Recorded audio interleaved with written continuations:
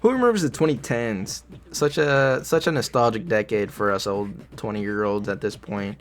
We saw the rise of apps on the smartphone like Twitter, Facebook, and Vine. They took over our attention span. That was the start of the fucking attention span being ruined. Because TikTok wasn't around, they actually had Musically, if anyone remembers Musically. But that, and then the rise of YouTube, raising a generation of kids, including myself, where their parents were too busy at work or something. So we would just spend countless hours on YouTube. And, the most important thing that happened that decade was Fortnite releasing in 2017. The world was never the same after that year, I'll tell you what. But none of that matters. Today we're talking about toy commercials. I never had cable TV growing up, so I'd always spend my time either watching PBS Kids or Cubo after school. And, I would watch that shit for hours. I would get home at like 3, and by the time, the PBS Kids was over, it was like 10 o'clock, ready for bed. So it was honestly it was a good schedule, because, I would have my iPad some days if I asked my parents on the weekends for YouTube. But I didn't really start watching YouTube till I was older. It was more just Cubo. But like Cubo, PBS Kids didn't have ads per se, as they had like PSAs of like, oh, like this organization funded us, you should go check them out or whatever. But Cubo was loaded with commercials. I'll tell you what. They had commercials for like toys, which we're going to talk about, but they also had like movies that kids could watch and buy on DVD, if anyone remembers DVDs. They had, new shows coming out. They were always just selling you something. Gamefly, if anyone remembers that. Gamefly, that was like a service where you could like rent a game through mail. Like you would buy the game and have it for a while, and then you have to mail it back. Honestly, I don't know how that took off. Cause I was looking back at it, that was pointless. Why not just buy the game? But like renting stuff back then was like a whole thing, because you wouldn't go out and buy stuff. You would go to the video rental store to rent a movie, then bring it back, or like the same thing with the game. But the toys are what we're gonna talk about. On Cubo they would always show off toys. There was like this race car with like a track that you could build for it. Put the pedal to the metal and zoom around the track. Bend it, flex it, curve it to the max. Magic Tracks! It's Magic Tracks! But I'm talking about 5 in particular.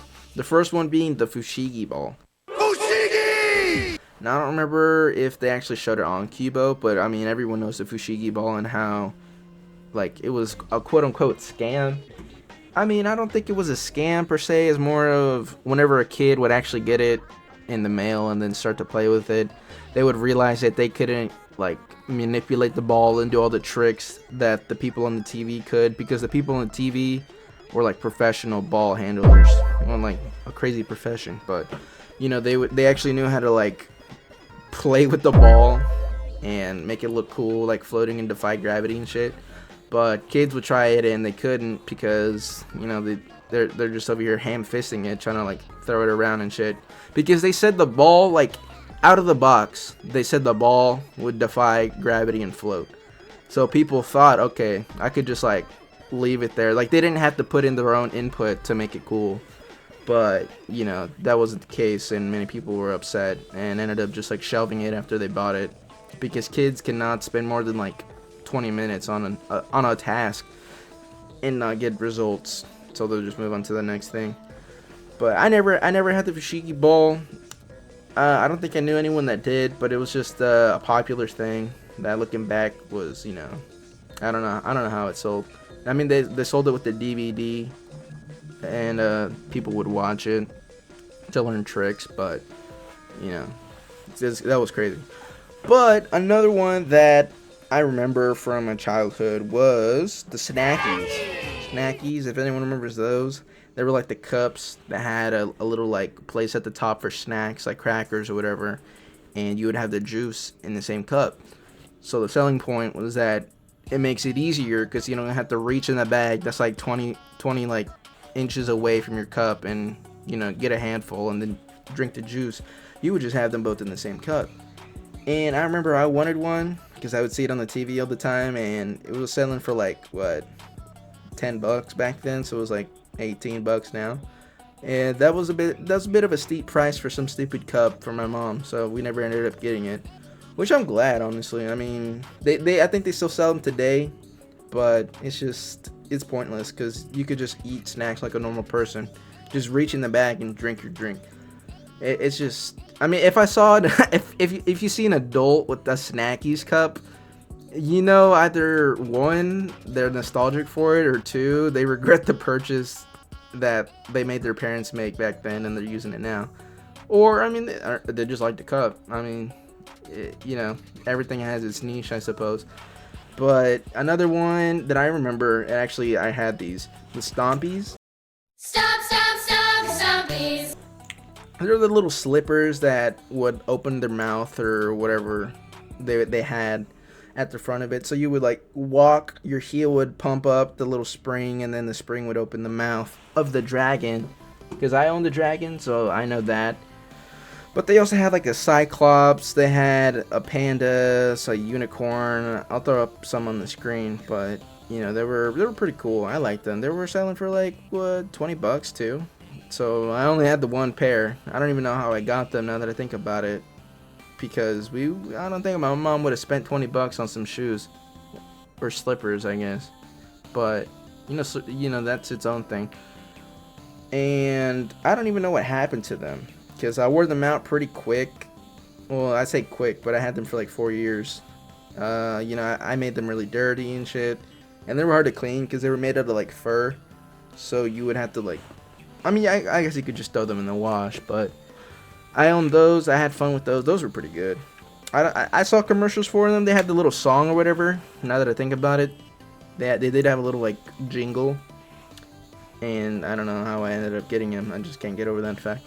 Another one that I own, and actually it's in my grandparents' room, is Pillow Pets. Pillow Pets were a big thing. I think they released before the 2010s, but you know, they're still part of the whole TV commercial kind of thing. But Pillow Pets were pretty cool too. They had like the little lights. There were some that had the lights in them, so that you could like project the stars or whatever onto your wall, and that would like help you sleep or something like that. But I don't think I ever owned those. I just had the normal pillow ones. We have a turtle in there. We also have a bumblebee. But they had so many, dude. They had a dog, a penguin, a turtle, a unicorn. They have some more recent ones of like football players, like Steelers or something.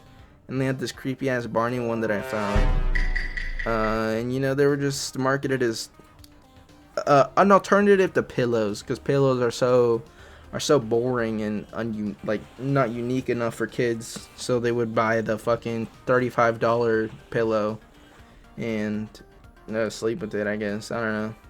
It was just kind of, I mean, it wasn't pointless, but you know, if you got that for Christmas, you should expect very very minimal. Like if you got it for Christmas, you wouldn't get much else, because that was like $35 back then in 2003. So it's like $40 or something now. But I think they still sell them.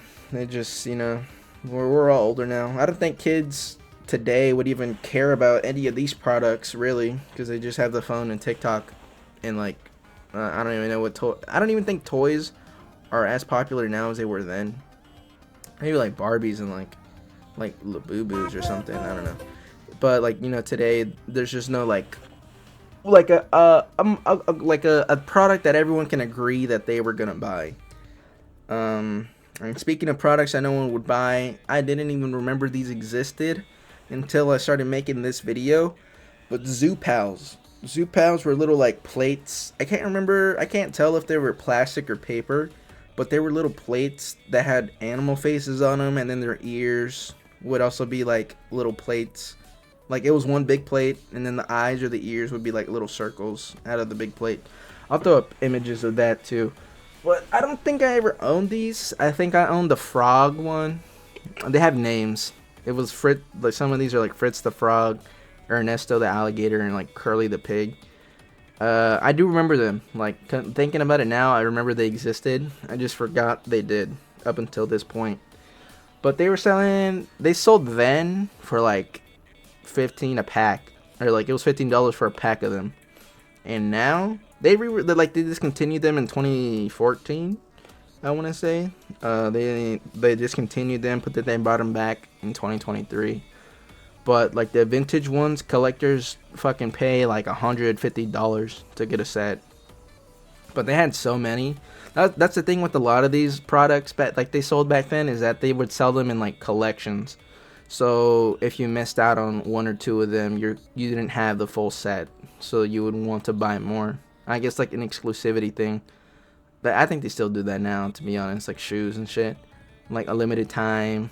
If you don't get it now, you will never get it. But the Zoo Pals were pretty cool. I think they were going for like a. Actually, I don't even think it was like a health thing. I think it was just to sell the plates, cause they had animal faces on them. They had bowls too. I don't know if the bowls or the plates came with utensils, but I remember seeing they had utensils to go with the set or the plate that you bought. And I'm pretty sure I saw the commercial once or twice. I definitely saw the Stompies and the Pillow Pets one and the Snackies more than I saw the Zoo Pets. I think the Zoo Pets was a bit. Yeah, I think that was towards the end of the decade, so I didn't really see it. I think I was already watching YouTube at that point. But no, I definitely remember the Snackies and the Stompies, because those were always on the fucking TV. They would never stop advertising those things. They would push it too. It was like every commercial break they would have it. But there's a bunch more that I didn't even go over. There was like Heelys and fidget spinners. Those weren't like 2010. I think actually they were 2010s. But fidget spinners were a big one. I guess since we're on the topic, fidget spinners were crazy, dude. They had so many variants. They had like the rainbow ones, the chrome ones. They had like sharp edge ones. That was its whole thing. And remember that the lady was like, yeah, this is for kids that can't sit still. Which I agree. Like it would keep me from moving around and shit.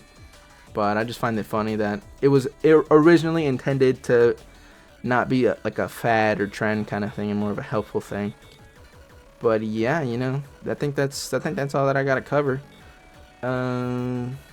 Just yapping. I kind of like this format. I have a whole script written, but I didn't really.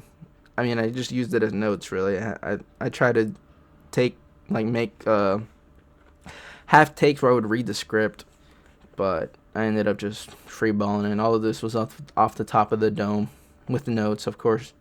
But yeah, let me know if you want me to do more videos like this. And I think that should be it for me, honestly. Yeah, I'll see you guys later. Salsa out.